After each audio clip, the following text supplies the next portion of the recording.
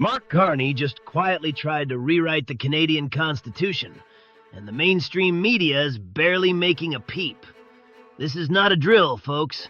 This is not some boring legal footnote nobody cares about. This is the federal government trying to grab power from the provinces through the back door of the Supreme Court, and every single Canadian needs to know about it right now.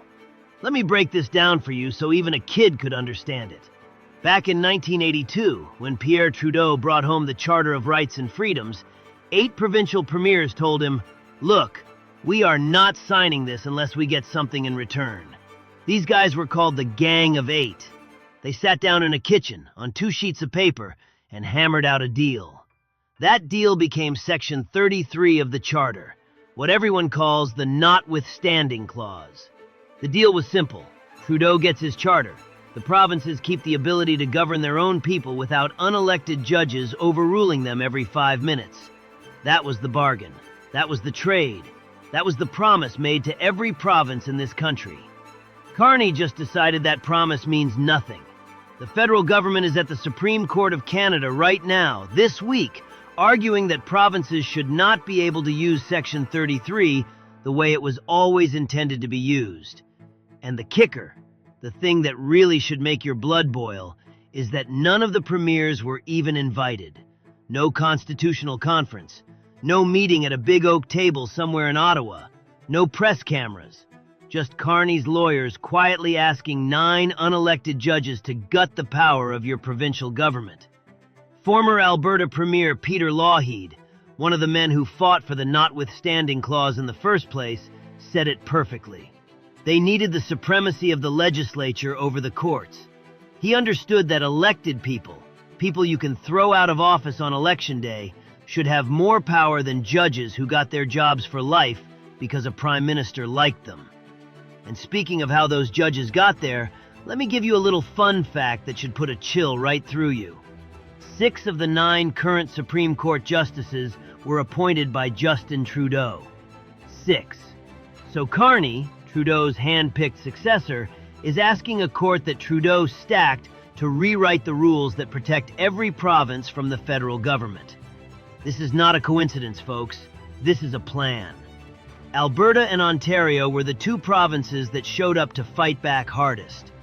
Alberta's Deputy Justice Minister got up and said the Notwithstanding Clause is a fundamental feature of our Constitution that lets provinces chart their own course in a united Canada. Doug Ford's Ontario said, once Section 33 is invoked, courts have no business issuing opinions on whether a law would have been constitutional.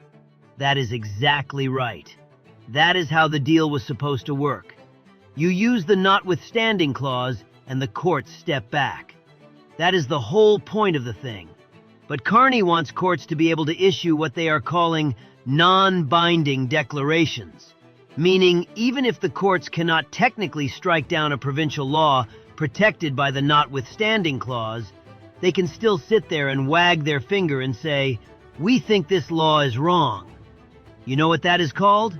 That is called a political weapon. If courts start issuing declarations that a province's law violates the Charter, every activist group, every left-wing lobby funded by your tax dollars, which by the way is almost all of them, will use those declarations to beat provinces over the head forever. It does not matter if the declaration has no legal force. The reputational damage is the whole point. And here is what makes this even richer. 5 premiers, 5 of them, wrote a letter to Carney back in the fall. The premiers of Ontario, Quebec, Alberta, Saskatchewan, and Nova Scotia. They told him point blank, withdraw this legal submission. They called it a complete disavowal of the constitutional bargain that brought the Charter into being. What did Carney do? He ignored them. He left his lawyers at the Supreme Court and told the premiers to go fly a kite, basically. The test case being used here is Quebec's Bill 21, which bans public servants from wearing religious symbols on the job. Now look, folks, you do not have to personally agree with Bill 21 to understand what is really happening here. The issue is not whether Quebec got that particular law right or wrong. The issue is whether Ottawa can use the courts as a sledgehammer to strip every province of a constitutional power that was specifically negotiated and promised to them over 40 years ago. Once you let the federal government do this to one province, they will do it to all of them. Alberta has already used the notwithstanding clause 4 times in just the last year, including to protect laws around parental rights and protecting children from certain gender-related policies in schools. If Carney wins this case, those laws are next on the chopping block. Saskatchewan used it to protect similar laws in schools. Those laws would be next too. The notwithstanding clause has been used in 10 provincial laws since 2018 alone, by Quebec, Ontario, Saskatchewan, and Alberta. These are not fringe uses. These are elected governments doing exactly what the Canadian Constitution allows them to do. And Carney thinks he can walk into the Supreme Court and quietly undo all of that without so much as a phone call to the premiers. He told the House of Commons this week it is the responsibility of the federal government to defend the charter.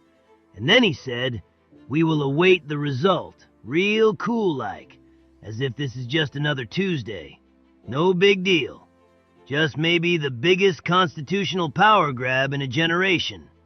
Here is where the immigration piece fits in, because this week did not just bring bad news on the constitutional file. New data confirms what a lot of Canadian parents and young workers already know in their gut. The decision to flood Canada with over 1 million foreign students, while those students could work unlimited hours during the pandemic, well, that policy absolutely hammered youth employment in this country. Youth unemployment hit 13.3% at the end of last year. For young people between 15 and 24, that is the worst it has been outside of a recession or a pandemic in over 15 years. 60% of the growth in the youth labor force during the summer was made up of young people who were neither born in Canada nor landed immigrants. Canadian kids, your kids, my neighbors' kids, they were getting squeezed out of entry-level jobs that generations of young Canadians used to count on to get their first start in life. And now, the government that created this mess wants you to trust it with your constitution, too. Look, folks, this is not just about some court case in Ottawa. This is about what kind of country we want to live in. Do you want a Canada where your provincial government, people you elected and can turf on election day, can make decisions about your community? Or do you want a Canada where an unelected prime minister backed by a Trudeau-stacked court decides what your province is allowed to do? Because that is exactly what Carney is pushing for right now.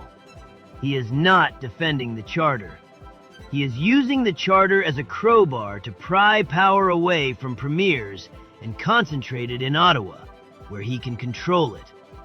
Canada is a federation. That means it is built on a deal between the provinces and the federal government. It is not a unitary state where one guy in a fancy Ottawa office gets to make all the rules. The whole genius of how this country was put together is that different parts of the country can make different choices. That is not a bug, that is a feature. Alberta is different from Quebec. Saskatchewan is different from Prince Edward Island. That is Canada, eh?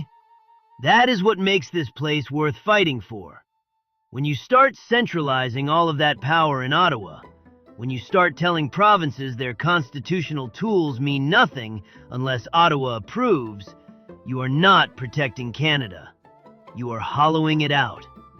What Carney is doing right now hits you like a Zamboni you never saw coming. And if Canadians are not paying attention to this case, if folks keep pouring their double-double and going about their day while this plays out quietly in an Ottawa courtroom, we may wake up one morning and find out the deal our provinces struck back in 1982 is worth about as much as a bent loonie on a gravel road in Saskatchewan. So pay attention, folks. This one matters. This is the real fight.